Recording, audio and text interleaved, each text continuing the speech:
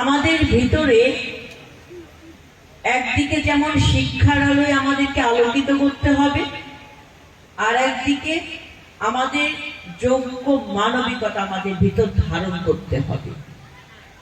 তোমরা অনেকে জানো যে এই যে নারী শিক্ষার একটা গুরুত্বপূর্ণ দায়িত্ব এবং নারীদের ক্ষমতায়নের ক্ষেত্রে শহীদ প্রেসিডেন্ট জিয়াউর রহমান অগ্রণী ভূমিকা পালন করেছিলেন। তিনি যখন রাষ্ট্রপতি দায়িত্ব গ্রহণ করেছিলেন 1976 সালে, তখন তিনি উপলব্ধি করেছেন যে দেশের অর্ধেক নারী গোষ্ঠীকে পিছিয়ে রেখে রাষ্ট্র কখনো, জাতি কখনো এগিয়ে যেতে পারে না।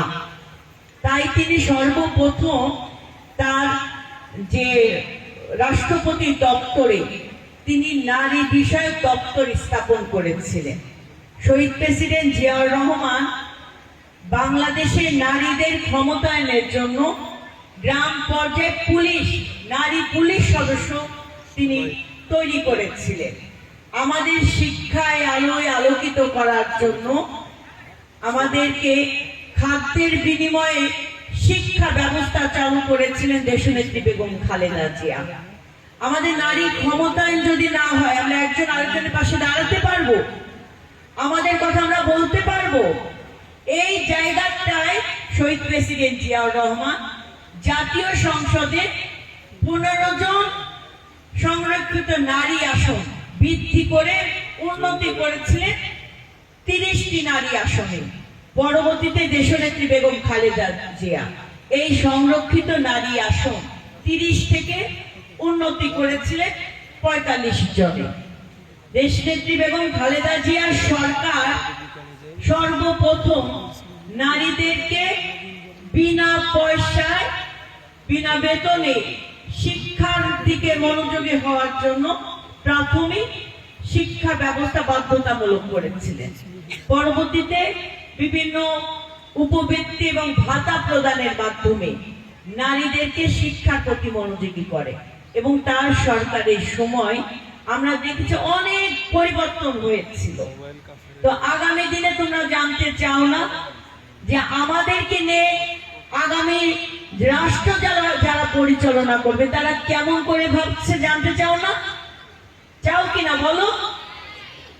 আমার ডান সাইডে একটা ব্যানার দেখতে পাচ্ছ তোমরা?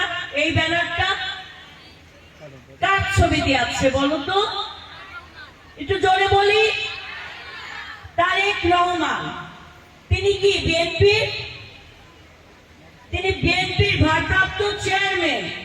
আগামী দিনে যিনি জনগণের ভোটে নির্বাচিত হয়ে যদি রাষ্ট্র পরিচালনার দায়িত্ব পান, তিনি অঙ্গীকার করেছেন, দেখো, প্রতিটি নারীর স্বপ্ন পূরণের পাশে রাষ্ট্র হবে তার সঙ্গী, প্রতিবন্ধক না।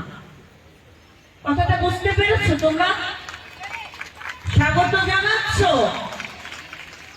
অর্থাৎ আমাদের স্বপ্ন পূরণের পাশে যখন রাষ্ট্র আমাদের সঙ্গী হবে, তখন আমাদের ভয় পাওয়ার কোনো কারণ আছে?